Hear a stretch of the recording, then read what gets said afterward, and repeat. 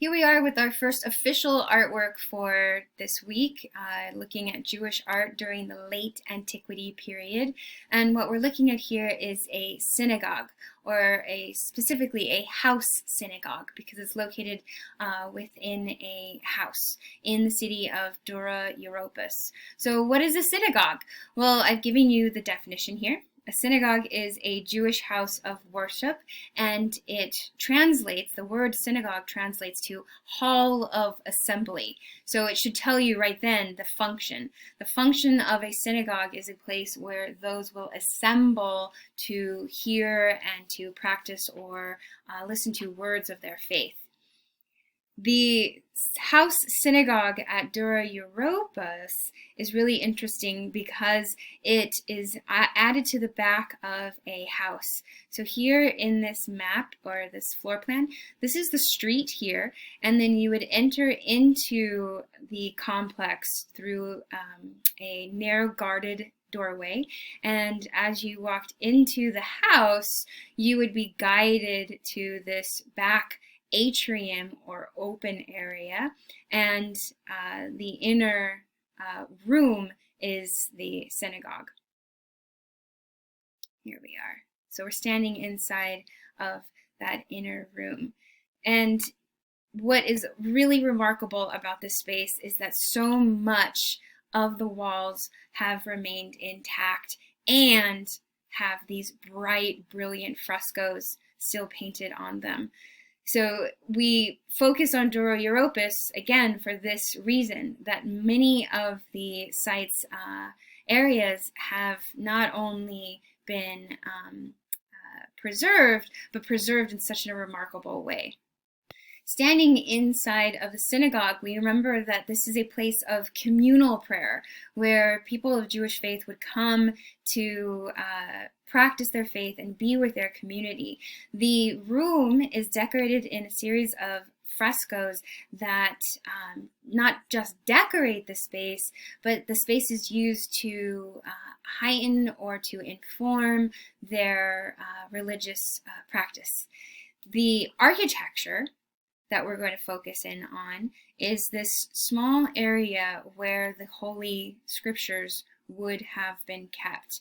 These types of niches or areas are referred to as Torah arks. And so here we are looking at the Torah ark at the house synagogue in Dura Europa. But again, I want you to remember, we're looking at Dura Europa, but we can apply this to many of these synagogues from the late antiquity period.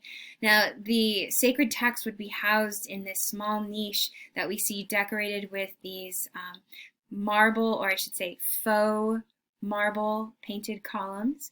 And then there's this gorgeous scallop shell on the top, and it creates this half dome. The images painted above the Torah ark, are making reference to the sacred temple of Jerusalem, the first and the second temples that were destroyed in the sacred city of Jerusalem. In fact, the ark itself points towards the direction of Jerusalem as the sacred city of the Jewish people.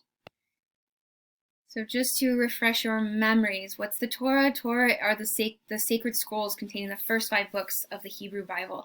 The Torah is also referred to within the Tanakh as the teachings. And so in this communal area, the teachings are housed in this architectural defining area that is making reference to, let me pull it up, hold on. Here. The second temple is being modeled here, and we see an atrium, or an open colonnaded area, and then the temple in the background. And you notice this entrance here with 2 columns and a rounded arch. These are artist renderings, so they're going to vary, but the entrance to the second temple is often referred to as having marble columns and an archway.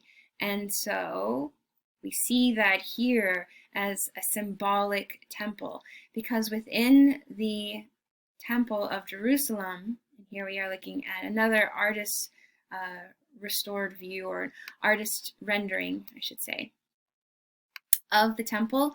But you would walk into those, high priests would walk into the temple, and each gateway would mark a more sacred area. The most sacred, nestled in the back, was where the covenant was housed. Remember covenant, the agreement?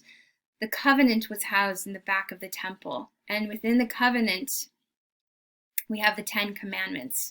So the Ark of the Covenant is this chest, and it was housed in the back of the temple. The temple, by many accounts, was guarded by winged figures. These guardians, many historians believe, were Lamassu. Lamassu from the Assyrians. Remember the Lamassu? How are Lamassu ending up inside of this Jewish temple? Great question. It goes back to the fact that the Assyrians took over this area, and they took over this area at a time when the first temple was being built, and the Jews hired Assyrian construction workers to help with this massive undertaking. And this is just one common discussed view of what was going on at this time, and not view, belief of the guardians being Lamassu.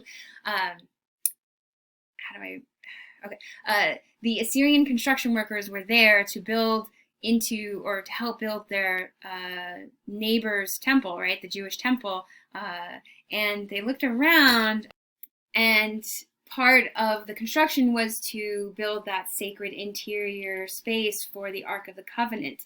Now, the Jews would like to have that protected, and within their faith, they have these guardian creatures that have these wings, right? And the Assyrians also have these guardian creatures with wings, the Lamassu.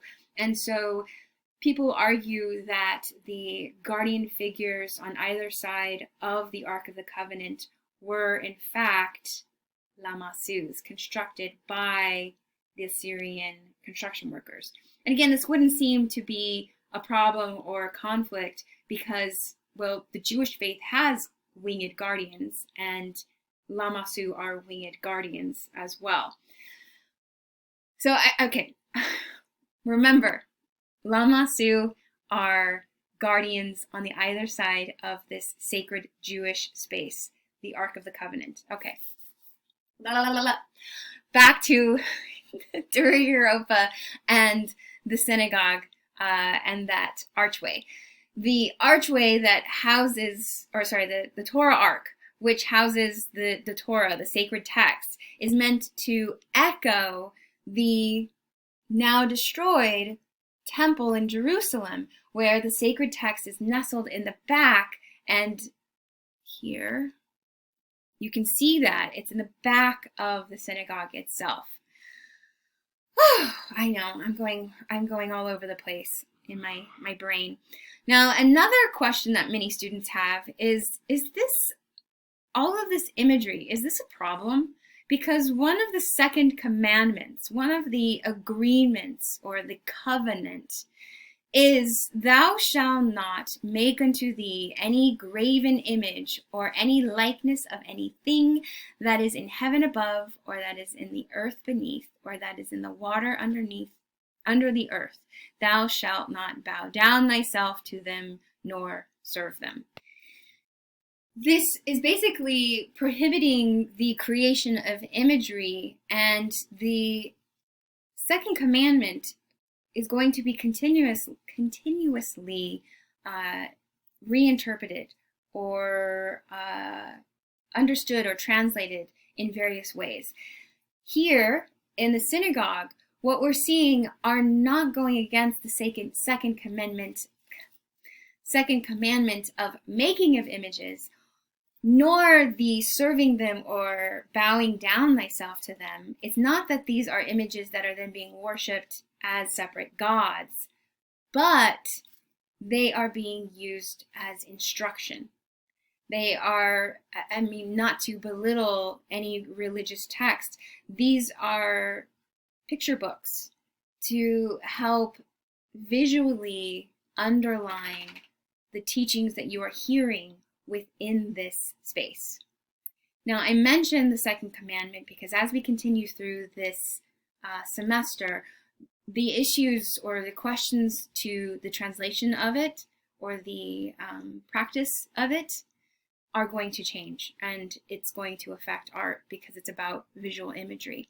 So here we are looking at this fantastic wall. You see how it's been organized into kind of a symmetrical grid pattern? We're not going to look at every single one of these. Instead, we're going to look at just one of the panels. And we're going to look at this panel in our next video.